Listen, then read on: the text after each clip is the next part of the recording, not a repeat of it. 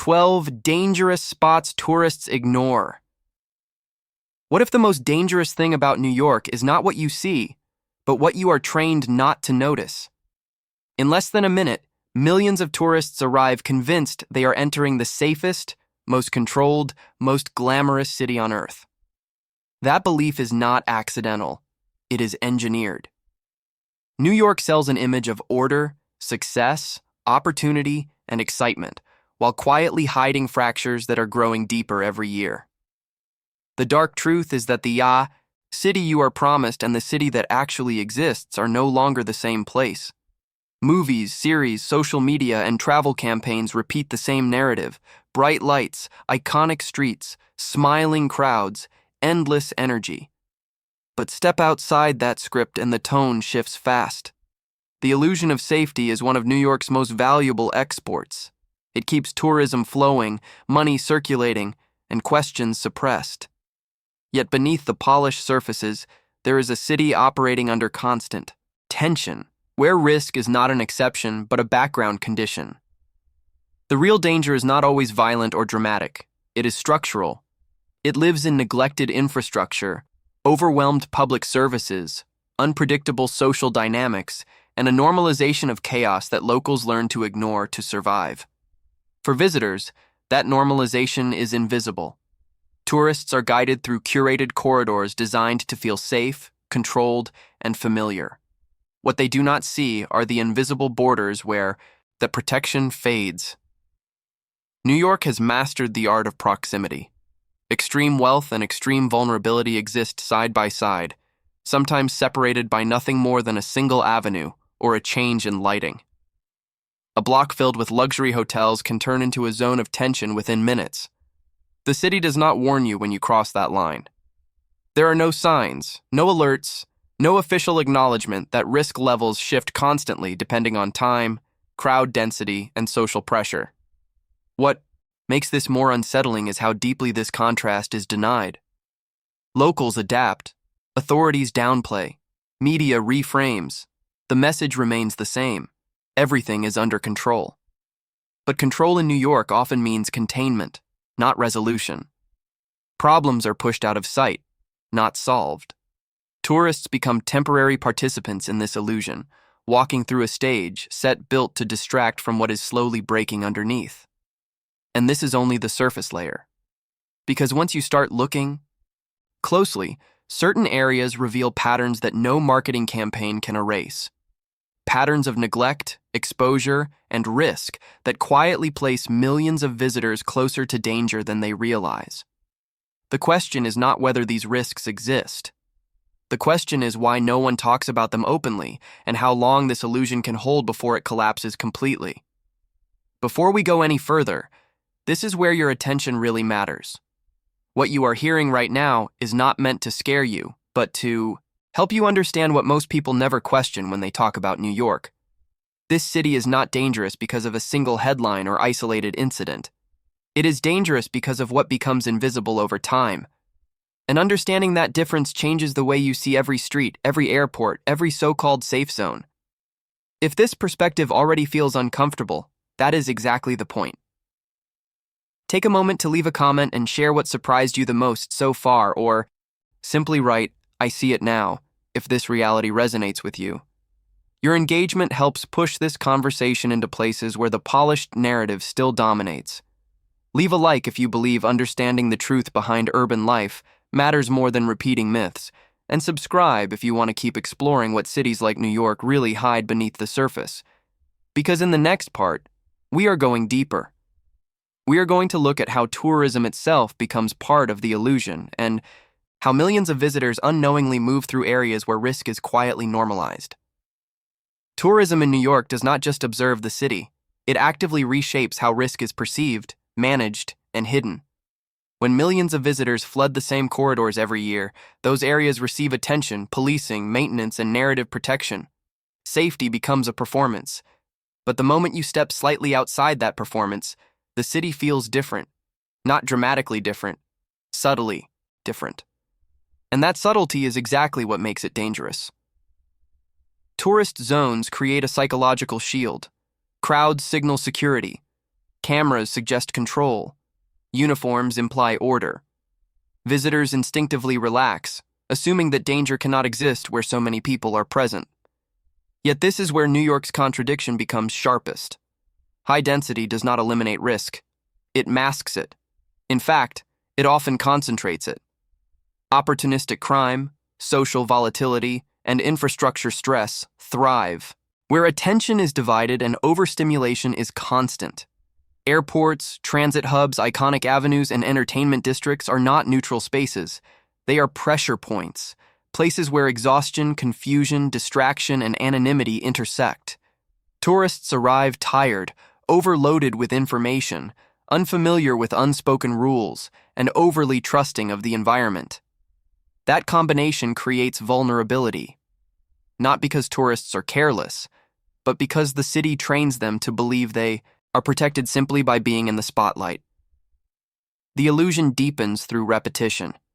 When nothing bad happens during the first few hours or days, confidence grows. Patterns settle.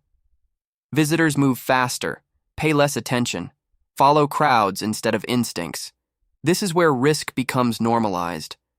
The city feels safe not because it is safe, but because danger has been statistically diluted across millions of movements. And when something does go wrong, it is framed as rare, unlucky, or isolated. The system remains unquestioned. What is rarely acknowledged is how quickly these conditions can flip. A delayed train, a power outage, a sudden surge of people, a shift in policing priorities, a protest, a weather event. The same spaces that felt controlled can become unstable within minutes. And tourists, unfamiliar with local cues, are often the last to recognize that shift. By the time tension becomes visible, options are limited. Locals sense this instinctively. They read body, language, crowd energy, noise levels, and timing. Tourists do not have that calibration. They rely on the city's promise instead. And that promise is fragile. New York is not a city designed to keep people safe. It is a city designed to keep moving. When movement breaks, risk surfaces. There are parts of New York that almost never appear in official conversations, yet millions of people pass near them without realizing how exposed they are. These are not secret places, fenced zones, or abandoned districts. They are areas that exist in plain sight but remain absent from tourist maps, promotional material, and public storytelling. Their invisibility is intentional, because acknowledging them would fracture the illusion of a controlled, predictable city. What makes these areas unsettling is not just what happens there, but how seamlessly they blend into the urban fabric. One moment you are surrounded by souvenir shops, polished storefronts, and familiar global brands. A few blocks later, lighting changes, foot traffic thins, storefronts close earlier, and the social atmosphere tightens. There is no clear warning. The transition feels gradual, almost unnoticeable, until your body reacts before your mind does. These invisible zones often form around infrastructure edges, transitional spaces near highways, rail yards, ports, large housing complexes, and older industrial corridors. They are places where maintenance drops off, policing becomes reactive instead of preventive, and social services are stretched thin. The city does not collapse there suddenly. It erodes quietly, and erosion creates unpredictability. Tourists are especially vulnerable in these areas because they trust spatial logic that no longer applies. In many cities, proximity to landmarks signals safety. In New York, proximity often signals pressure. High tourist demand pushes problems outward, compressing instability into nearby neighborhoods rather than eliminating it. The result is a patchwork city where risk is unevenly distributed but constantly shifting. Another layer of danger comes from timing. Some of these areas feel completely ordinary during the day. Cafes open, people commute. Nothing appears unusual. But at night, the same streets operate under different rules. Reduced visibility, fewer witnesses, and slower response times change the risk equation entirely. Tourists rarely anticipate how quickly these shifts occur, especially when guided by daytime impressions. What makes this system persist is silence. Official messaging avoids specifics. Guides use vague language. Phrases like up and coming, industrial, or less touristic replace honest descriptions of exposure and instability. The city does not lie outright. It reframes. And reframing keeps responsibility diffuse. When something goes wrong, it feels like bad luck, not structural design. Residents learn to navigate these zones through repetition and social signals. Visitors do not have that luxury. They arrive without context, trusting that absence of warning equals absence of danger. But in New York, what is not mentioned often matters more than what is advertised. These invisible areas are not anomalies. They are symptoms of a city managing decline through concealment rather than repair. One of the most unsettling aspects of New York is not the presence of danger, but how easily it blends into daily life. Risk does not arrive with sirens or dramatic moments. It settles quietly into routines. Broken escalators become normal. Delayed trains are expected. Aggressive behavior is ignored unless it escalates too far. What would feel alarming in another city is processed here as background noise. This is how normalization works, and it is one of the clearest signs of structural decay. In many areas, the city no longer reacts to problems, it absorbs them. Small failures stack on top of each other until they stop being noticed. Infrastructure strains are dismissed as inconvenience. Social tension is reframed as urban character. The line between resilience and resignation becomes dangerously thin. For residents, acknowledging every risk would make daily life unbearable, so the mind adapts by filtering reality. Tourists, however, step into this filtered environment without understanding what has been edited out. This normalization creates a distorted sense of safety. When people around you act unfazed, your instincts quiet down. If no one reacts, you assume nothing is wrong. But often, the lack of reaction is not proof of control, it is proof of fatigue. The city has trained its population to endure rather than question. And endurance is not the same as stability. You see this most clearly in public spaces that should feel protected. Transit platforms where people avoid eye contact. Stations where signage no longer matches reality. Streets where emergency responses are slower, not because no one cares, but because systems are overloaded. Each of these moments seems minor on its own. Together they form a pattern of quiet erosion. The psychological impact is subtle but powerful. Constant exposure to low-level stress recalibrates what feels acceptable. The threshold for alarm rises. This is why warnings lose their power. When everything feels slightly off, nothing feels urgent. And that is when risk becomes most dangerous, not because it is extreme, but because it is ignored. Tourists often misread this calm. They interpret it as confidence, as proof that New York has seen it all and can handle anything. What they are actually witnessing is adaptation to dysfunction, a city functioning despite strain, not because strain is absent. The danger lies in assuming that adaptation equals safety. At some point, the accumulation of normalized failures creates moments where control slips entirely. A confrontation escalates faster than expected. A system fails at the worst possible time. A space that felt manageable suddenly isn't. And because warning signs were treated as normal, the shock is greater when collapse briefly surfaces. One of the most deceptive realities in New York is how thin the line is between what feels safe and what suddenly is not. Unlike cities where risk zones are clearly separated, New York operates through blurred boundaries. A single block can change everything. Lighting, crowd composition, noise, and behavior shift so fast that visitors often realize it only after their body senses it first. This instability is not accidental. It is the result of intense compression. Too many people, too many functions, too little margin for failure. In theory, tourist areas are protected bubbles. In practice, they sit directly against zones under heavy social pressure. Rising rents push vulnerable populations closer to high-traffic corridors. Services are unevenly distributed. Policing is strategic, not comprehensive. The result is a city where safety is not a stable condition, but a temporary state that depends on timing, density, and momentum. When any of those factors change, the atmosphere changes with it. What makes this especially dangerous for tourists is expectation. Visitors assume that safety radiates outward from landmarks. If a place is close to a famous square, a major hotel, or a transit hub, it must be secure. But in New York, proximity often increases volatility. High movement attracts both opportunity and desperation. Crowds thin quickly at night. Workers leave. Tourists retreat indoors. What remains is a space designed for volume, suddenly operating with emptiness. This is where transitions become risky. Exiting a subway station late, walking one avenue too far, following a shortcut suggested by a map instead of instinct. The city does not signal these shifts clearly because it cannot. Its structure is layered, old, and stretched. Some neighborhoods are not declining in isolation. They are being squeezed between wealth and neglect at the same time. That pressure leaks outward. Residents adapt by developing micro-rules. Certain streets after certain hours.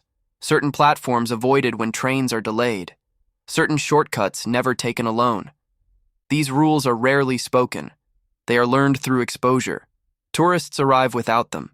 They move confidently through spaces that locals navigate cautiously, not because they are fearless, but because they are unaware. The danger is not constant violence. It is misalignment. Being in the wrong place with the wrong assumptions. The city punishes certainty. It rewards awareness. And New York does not slow down to correct your expectations. When something feels off, it usually already is. By the time confusion turns into concern, options narrow quickly.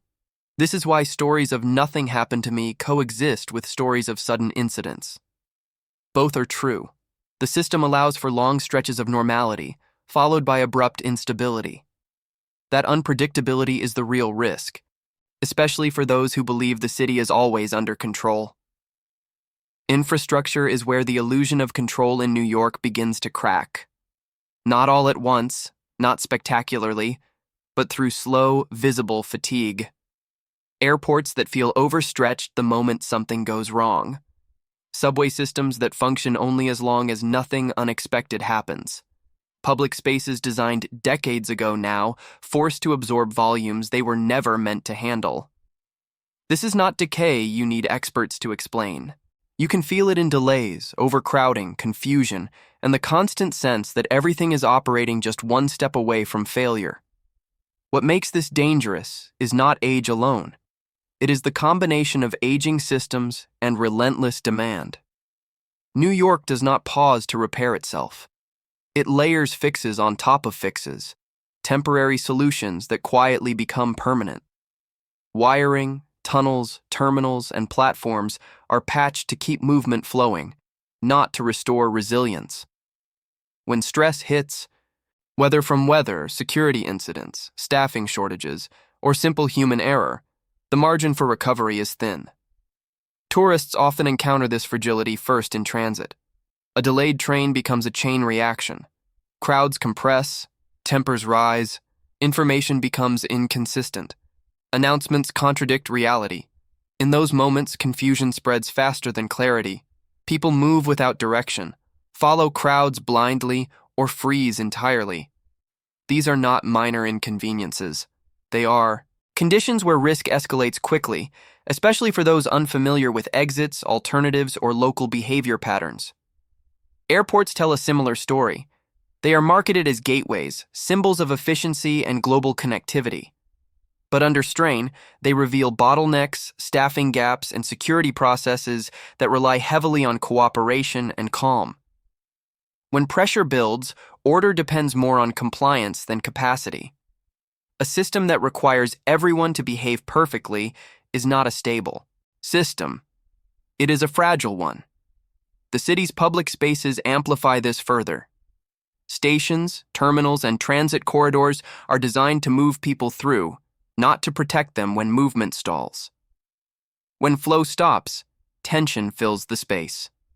Tourists, already overloaded with luggage and information, become especially vulnerable. They are slower to adapt, slower to read cues, and more likely to trust official signage even when it no longer reflects reality. What is rarely acknowledged is how normalized this has become. Delays are expected, confusion is tolerated, stress is accepted as the price of access. The city teaches everyone to endure dysfunction quietly. But endurance is not safety.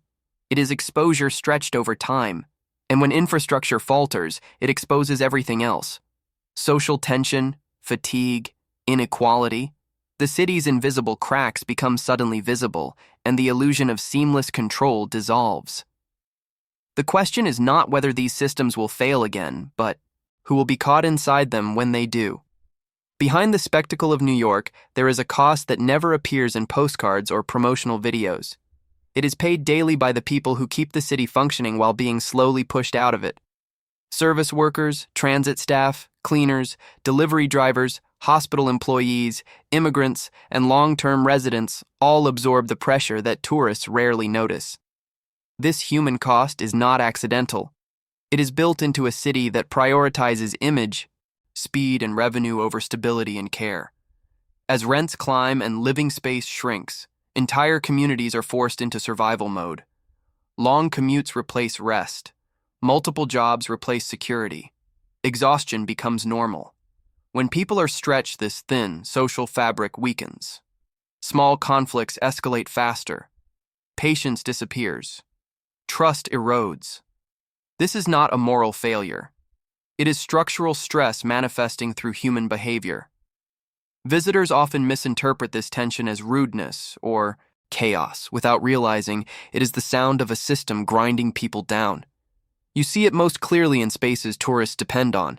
The subway worker holding together a delayed platform, the airport staff absorbing anger they did not create, the hotel employee navigating understaffed shifts. These individuals operate under constant pressure, yet are expected to perform calm and control for others. When that performance cracks, it reveals how little buffer exists between order and breakdown. What makes this especially dangerous is invisibility. Tourists interact with workers briefly, then move on. Residents live inside this strain every day. The city markets resilience, but resilience without relief turns into burnout. And burnout creates volatility. Not because people want conflict, but because the margin for emotional regulation disappears under constant stress. This human erosion feeds directly into risk. Overworked systems respond slower. Exhausted people miss signals. Mistakes increase. Conflicts escalate. In a city this dense, small failures ripple outward fast. What begins as personal strain becomes public instability. Tourists step into this environment without context, assuming that systems are designed to protect them, when in reality those systems are barely holding themselves together. New York's danger is not rooted in villainy or neglect alone. It is rooted in a city that demands too much from too many, for too long, while insisting everything is fine. That denial does not erase the cost. It concentrates it. And eventually, it surfaces in moments that feel sudden, unpredictable, and shocking to outsiders. What allows all of this to continue is not ignorance. It is denial. A collective, layered denial that operates at cultural, institutional, and psychological levels. New York does not collapse loudly. It negotiates with reality. Problems are reframed, softened, or renamed until they no longer sound like warnings. Decline becomes transition.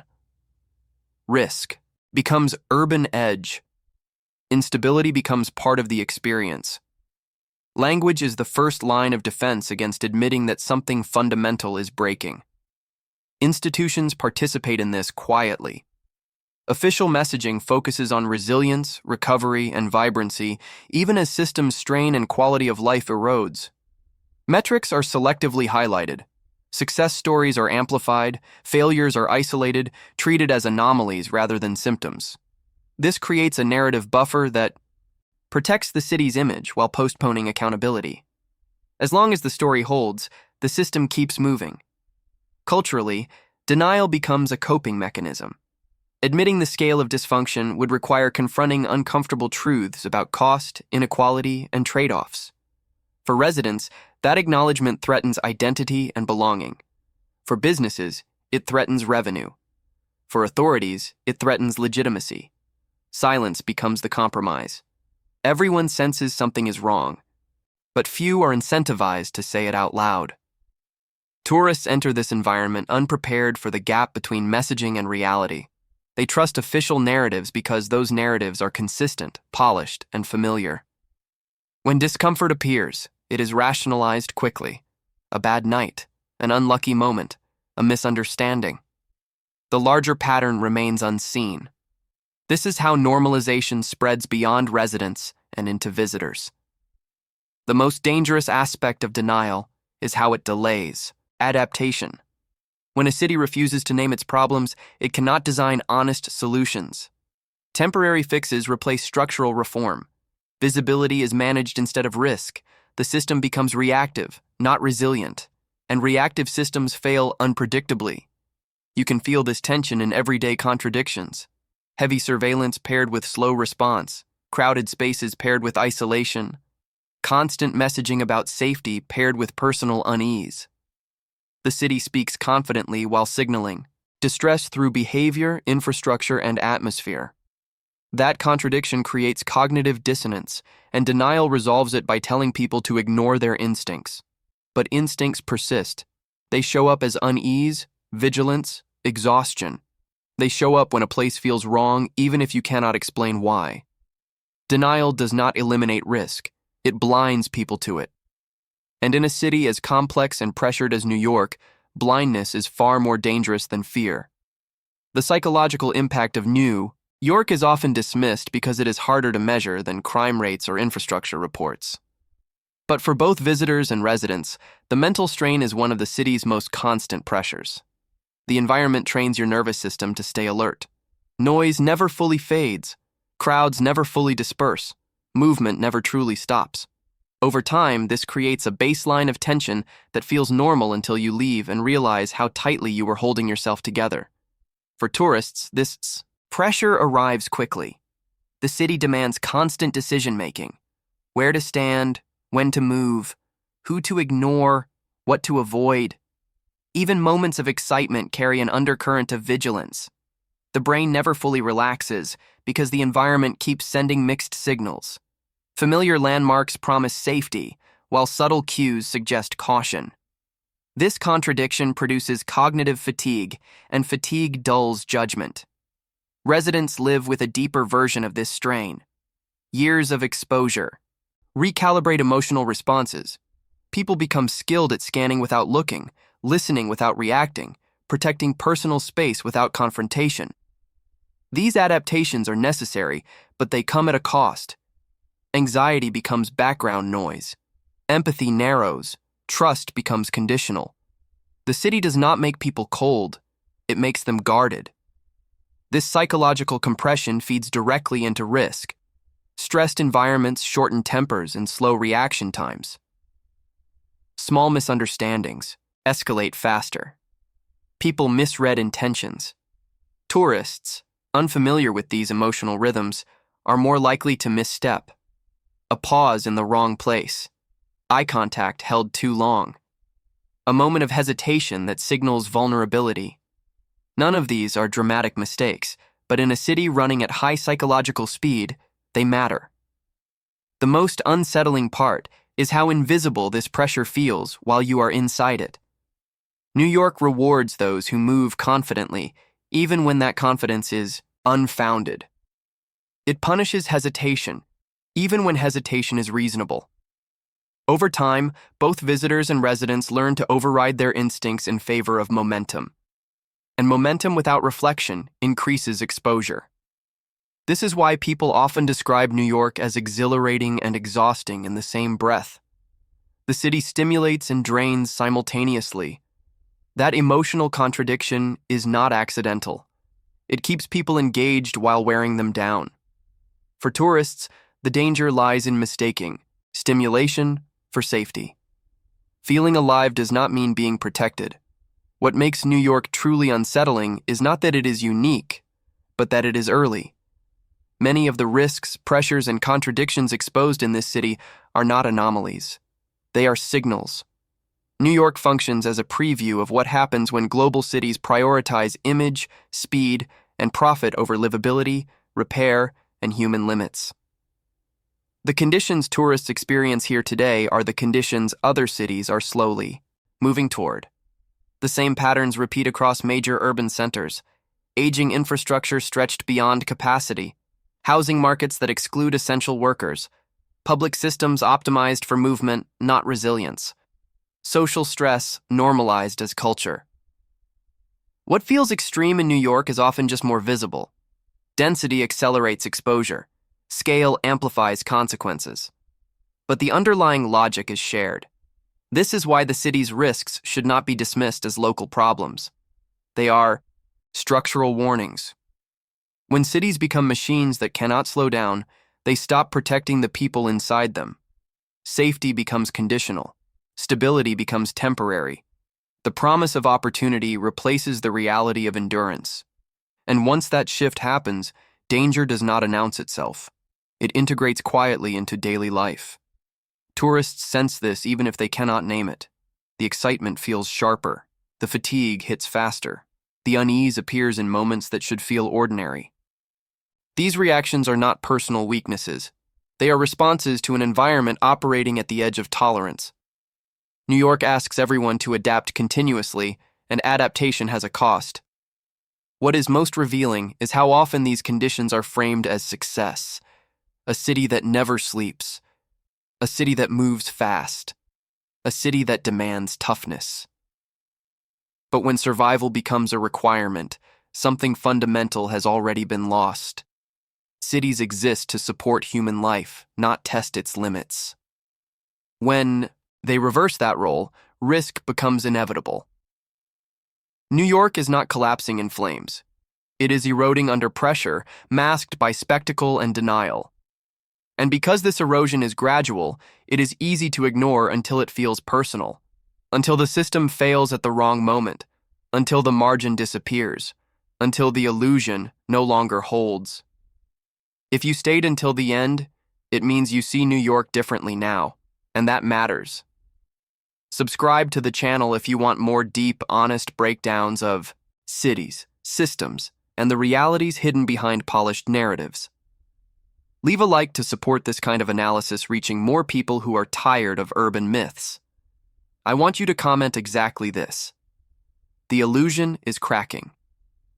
That comment tells me you understood the message and helps this conversation break through the noise. And don't stop here. The next video is already on your screen, and it goes even deeper into how modern cities quietly push people to their limits. Click it now while this perspective is still fresh.